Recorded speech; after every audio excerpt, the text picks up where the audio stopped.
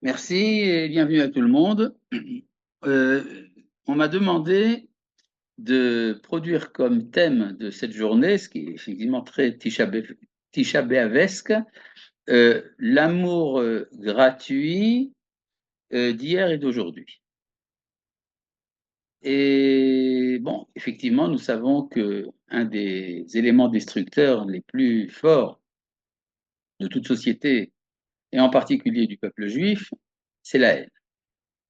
Quand il y a ce qu'on appelle la haine gratuite, peut-être arrêtons-nous une petite seconde sur l'adjectif. C'est quoi une haine gratuite? La haine gratuite, c'est toute haine en vérité. Toute haine est gratuite. Parce que quand on a la haine de son prochain, c'est qu'il y a quelque chose qu'on n'a pas compris. Alors, il faut donc comprendre quelle est la source de cet élément destructeur qu'il y a en nous. L'élément destructeur de la haine gratuite vient du fait que nous sommes un peuple extrêmement intelligent. C'est comme ça que le Maharal de Prague, dans son livre Netzach Israël, comprend l'expression Kesher Oref, à la nuque roide, qui veut dire que les enfants d'Israël ont cette tendance à ne pas se laisser convaincre facilement, parce qu'il y a une exigence que ce à quoi tu me demandes d'adhérer soit prouvé. Et donc, comme les Juifs sont têtus, et c'est une bonne chose qu'ils soient têtus, ils ne se mettent pas facilement d'accord avec l'autre, et par conséquent, quand l'autre pense autrement qu'eux, il est normal qu'il y ait ce phénomène euh, en soi destructeur de la haine gratuite. Et là, je voudrais, avec votre autorisation, étudier quelques petits textes, quelques-uns du Tanakh et quelques-uns du Rav. Celui du Rav Kook autour duquel je voudrais me concentrer, c'est dans le livre Oroth, à la page Kouf Memtet 149, dans lequel le Rav Kook nous donne une apologie, une défense de la haine gratuite. C'est-à-dire, le Rav Kook aime tout le monde, il aime tous les Juifs, il aime toutes les nations, il aime Dieu, il aime également la haine. C'est-à-dire que la haine gratuite a un rôle à remplir. Une fois qu'on a réussi à définir le rôle positif que remplit la haine gratuite, elle cesse d'être nocive.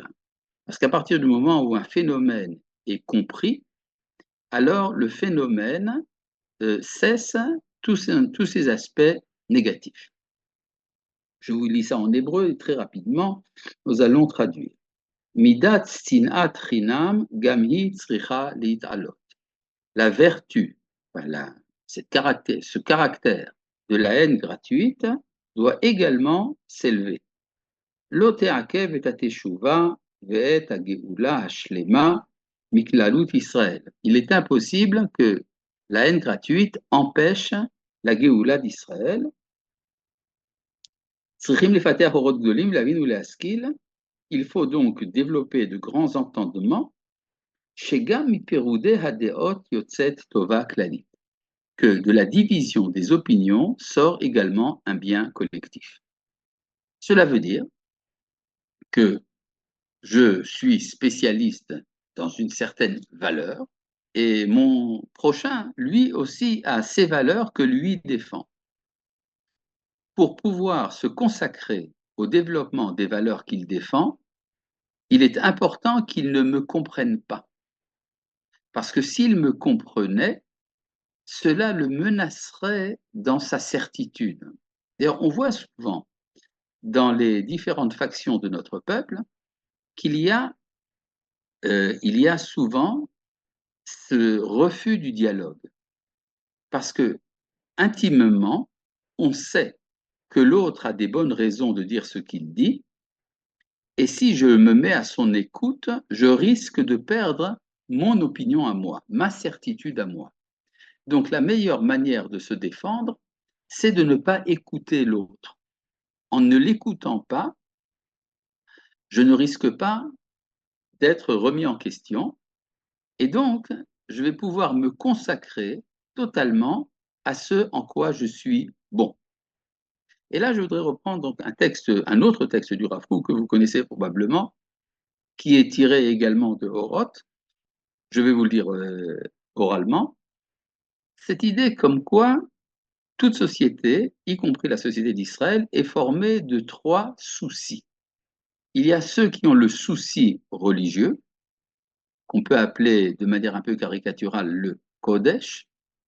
Il y a ceux qui ont le souci national, le patriotisme, et il y a ceux qui ont le souci de l'humain en général, le cosmopolitisme et l'humanisme. Alors, dans la société d'Israël, ça vous donne les religieux, la droite trilonite et la gauche progressiste. D'accord? Religieux, droite, gauche. Chacun de ces groupes, chacun de ces partis, de ces secteurs de la société, vient défendre une valeur, la valeur du sacré, la valeur de la nation, la valeur de l'humain. Il est important, évidemment, qu'il y ait une collaboration, une synthèse qui s'opère entre ces trois valeurs. Cependant, tant qu'on n'est pas encore mûr pour le faire, il est important de ne pas aimer l'autre, de ne pas vouloir l'écouter. La haine gratuite permet de créer des vases clos dans lesquels chacun va pouvoir se consacrer à la valeur que lui défend. Et donc, non seulement on doit reconnaître la valeur qu'il y a dans le fait qu'un autre développe une autre valeur, je dois même reconnaître la valeur que comporte son refus de m'écouter. Éventuellement, lui aussi doit comprendre la valeur qu'il y a dans mon refus à moi de l'écouter. Donc, si vous voulez, le fait qu'il y ait de la haine au sein du peuple d'Israël, finalement, en fin de compte, ça remplit un rôle positif. Donc, vous entendez le jour de Tisha B'Av, un rabbin qui vous explique que c'est bien de haïr. Alors, le Rav Kook, c'est le Rav Kook que je cite, c'est pas moi-même. Hein. Le Rav Kook rajoute, cependant, il est souhaitable que la solidarité se manifeste même en surface.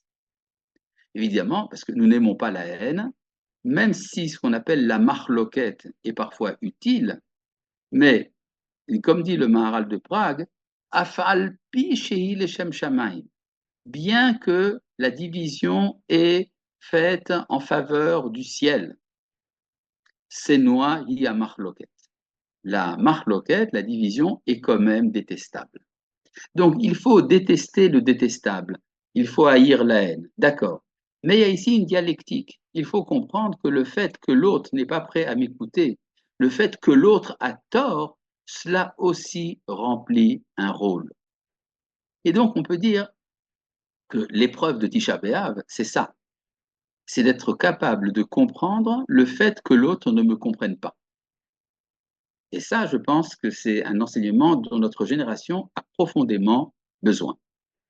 On peut voir, par exemple, chez certains secteurs de la société israélienne, qu'il y a une stigmatisation permanente, systématique de l'autre. On donne des étiquettes. Les étiquettes sont, ça c'est un fou messianique, c'est c'est quelqu'un qui est dangereux par ses opinions, etc. Et on ne réfléchit pas à ce qui se cache véritablement derrière ces étiquettes et qu'est-ce que l'autre pense véritablement. Et ça, ça vient d'un fait important. Les gens ont besoin d'une religion. Alors, il y a des religieux qui ont de la religion. Mais que va faire le Chiloni sans religion? Il va s'inventer une religion. La religion sera, par exemple, il y avait un temps où la religion, c'était le processus de paix. Aujourd'hui, il y a une autre religion, il est important de préserver l'indépendance de la Cour suprême, et tant d'autres choses. Parfois, on est prêt à des accords avec nos ennemis, même si ces accords ne représentent rien d'autre qu'un morceau de papier. Il faut avoir de la clémence pour ce genre d'opinion. Ce genre d'opinion est là justement pour donner un sens à la vie de ceux qui ressentent qu'il n'y a plus de sens. J'ai pu entendre chez certains Chilonim des discours qui très sérieusement affirment que nous sommes en une époque de Khurban, de destruction, alors qu'en fait, on peut très bien comprendre qu'aujourd'hui, nous sommes en stade, dans une phase de Géoula. Nous sommes dans une phase de progrès. Mais pourquoi ce sentiment de la destruction? Ce que ressentent certains chilonimes, c'est la destruction de ce qui donnait jusqu'à présent un sens à leur vie nationale ou à leur vie collective. Et donc, je pense qu'il faut être à l'écoute de cette détresse. À partir du moment où l'on comprend la détresse de l'autre, même si on n'adopte pas son opinion, on a créé un premier pont existentiel entre soi et l'autre. Et donc, à mon avis, il n'est pas nécessaire aujourd'hui de développer ce qu'on appelle l'explication. Donner des explications, c'est très bien dans des cercles académiques, mais dès que ça passe au vécu, à l'existentiel, ça ne marche pas. Donc, s'il y a une épreuve que nous devons aujourd'hui vivre, c'est l'épreuve de la capacité d'un lien vital entre les différents secteurs de la société, même si on n'est pas là pour accepter leur discours. Ça, c'est le premier point. Il y a un deuxième point très important, qui est qu'il y a aujourd'hui en Israël, surtout depuis les événements tragiques que nous sommes en train de vivre depuis Simchat Torah, et peut-être même avant, il y a des changements profonds d'identité qui sont en train de se créer au sein de notre peuple. Il y a ce qu'on appelle une mutation d'identité, il y a une recherche de sens. J'ai pu parler avec un journaliste israélien qui m'a dit, depuis la guerre, je suis à la recherche de mon identité juive. Mais, a-t-il rajouté, je suis un athée. Il a beaucoup insisté là-dessus. Ne crois pas que je suis en train de faire teshuva. Je suis athée. Mais justement, ce que je lui ai répondu, c'est que son athéisme, c'est ça qui lui permet de faire sa teshuva. C'est ça, parce que s'il était croyant, il serait menacé. Il serait brusquement, il deviendrait encore un autre religieux, ce qu'il ne veut pas. Il veut approfondir son être. Une fois qu'il aura approfondi son être, qu'il arrivera à la source de son identité, alors il est probable qu'il fera également une teshuva au niveau des mitzvot. Mais ça commence tout d'abord par un retour à son identité. De ce point de vue-là, il y a dans la société que nous vivons aujourd'hui, il y a un facteur extrêmement important, c'est les médias, les journalistes. Les journalistes ont un mérite extraordinaire. Ils mentent.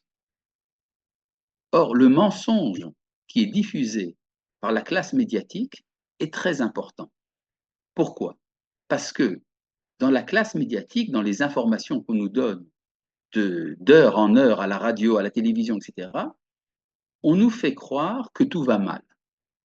C'est très important de croire ça, parce que ça fait que les véritables processus que nous sommes en train de vivre, les processus de mutation intérieure, ne sont pas mis en évidence. Ils ne sont pas présents devant les projecteurs. Il n'y a pas ce qu'on appelle chez les Chachamim, il n'y a pas de kitroug, il n'y a pas de mise en accusation. Le processus véritable se fait de manière cachée. Ça reste en catimini. Et donc, il est important qu'il y ait une pellicule autour de ces processus, une pellicule de mensonges qui est développée par la presse. Donc, je suis plein de reconnaissance envers les journalistes, envers la presse en général, du fait qu'elle cache ce qui se passe en profondeur. Et donc, c'est un peu comme une gestation. Vous voyez, quand une femme est enceinte, elle porte en elle la vie. Il y a beaucoup de développement dans le fœtus, dans le ventre de cette maman. Tout ce qu'on voit, c'est un gros ventre. Tiens, elle a trop mangé, cette dame-là. Non, il se passe quelque chose de très important, mais ça reste caché. Attends jusqu'à la naissance, après 9 mois, alors tu verras ce qui véritablement était en train de se faire.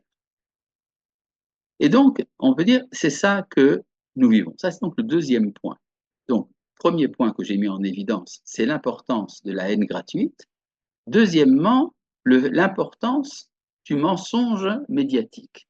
Tout cela, en fait, cache des processus extrêmement profonds de retour à notre identité qui sont en train de se produire.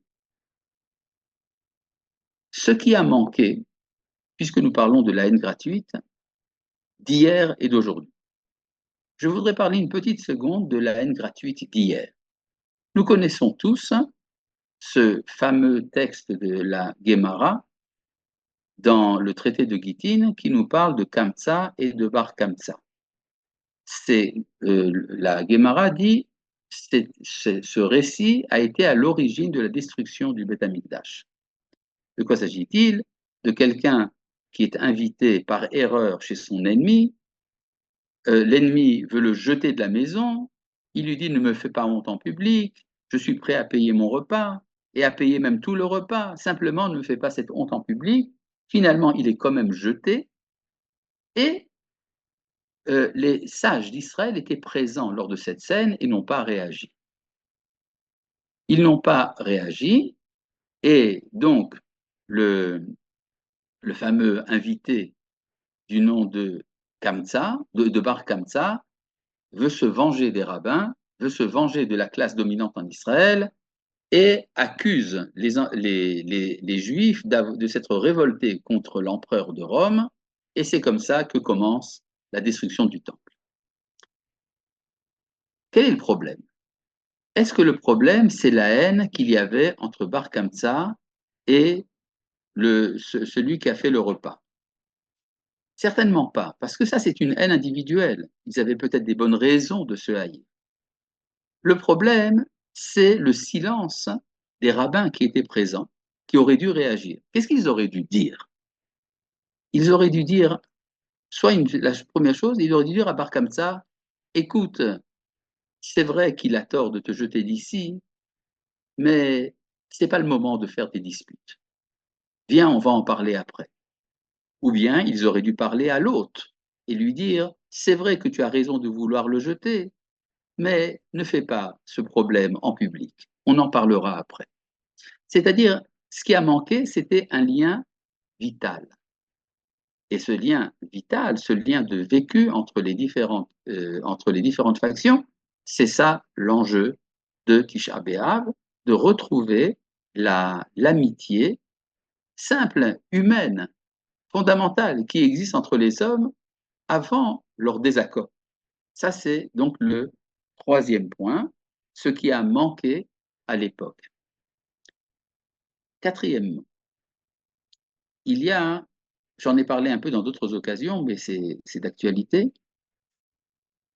la rivalité, la haine gratuite. Comme vous le savez, dans le livre de Bereshit, c'est le thème central. Il y a 4 sections hebdomadaires qui sont consacrées au problème de la haine gratuite dans le livre de Bereshit, Joseph et ses frères. Et c'est donc probablement l'enjeu de l'aboutissement de l'histoire. Le Rav Steinsaltz disait, à propos des 3 valeurs de la Révolution française, liberté, égalité et fraternité, que la liberté a été essayée dans le monde occidental. L'égalité a été tentée dans le monde communiste. La fraternité, on n'a pas encore essayé. Et c'est probablement notre rôle à nous, des enfants d'Israël, de réaliser, de réussir là où les autres n'ont pas encore même tenté de le faire. Et si je regarde dans le livre de Zecharia, le livre de Zecharia au chapitre 14 nous parle de la grande guerre qui doit se faire autour de Jérusalem à la fin de l'histoire, celle que le prophète Ézéchiel appelle la guerre de Gog et Magog. Mais ce qui est particulier dans la description qu'en donne le prophète Zacharie en français, c'est que ça viendra après une lutte intérieure au sein de la société d'Israël. Et là-bas, le prophète amène une image. Il a en main 2 bâtons. Et les 2 bâtons, l'un s'appelle Noam et l'autre s'appelle Krovlim, c'est-à-dire le bâton de la douceur et le bâton de, disons, de la dureté. Et ces deux bâtons sont brisés les uns après les autres. Et le premier bâton, là le prophète dit, c'est pour briser l'amitié entre Dieu et les nations. C'est-à-dire, il y a un moment où Dieu juge l'humanité, et ça se fait lors de la grande guerre de la fin de l'histoire.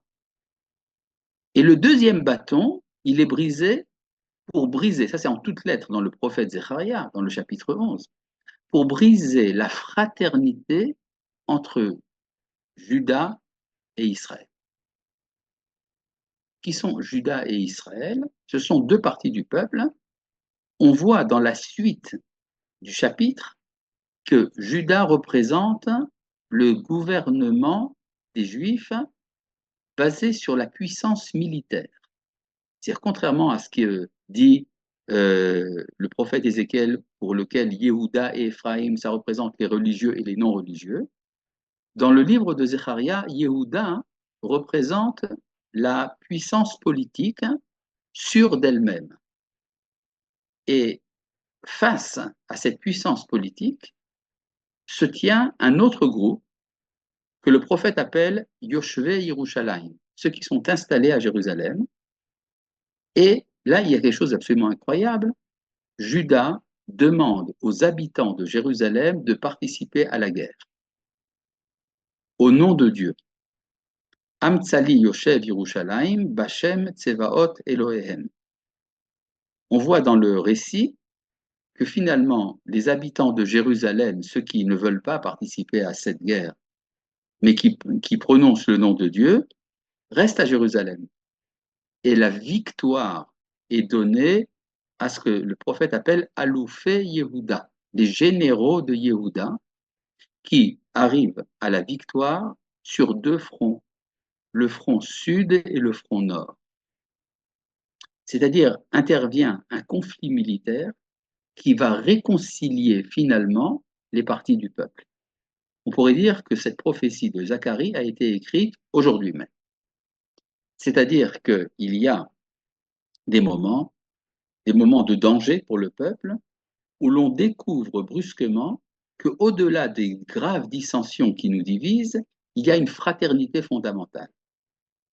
Et qu'est-ce qu'elle engendre, cette fraternité?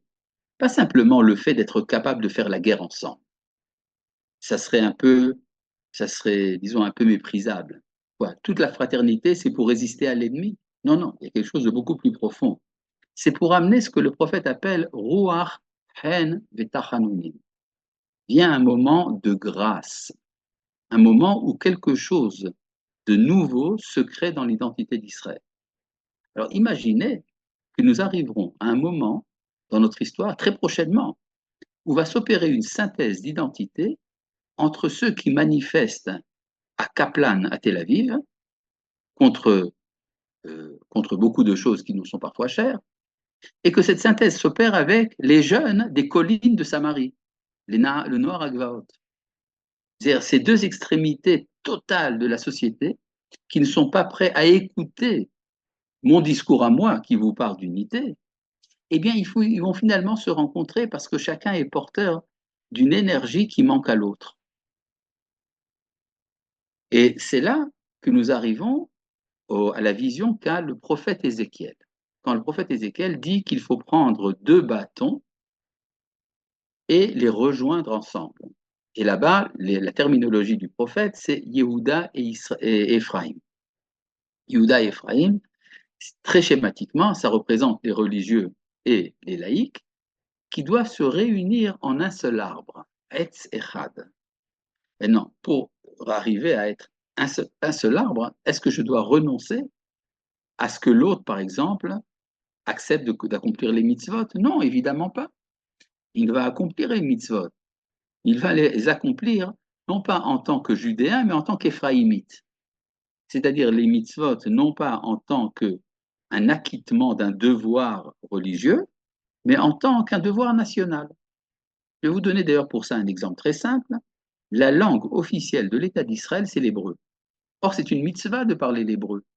pourquoi est-ce que les anti-religieux n'essayent pas de réviser cette loi? Tout simplement parce qu'ils vous diront, mais non, mais l'hébreu, c'est la langue nationale des Juifs. Alors, vous voyez, les téphilines, c'est l'ornement national des Juifs, c'est la même chose.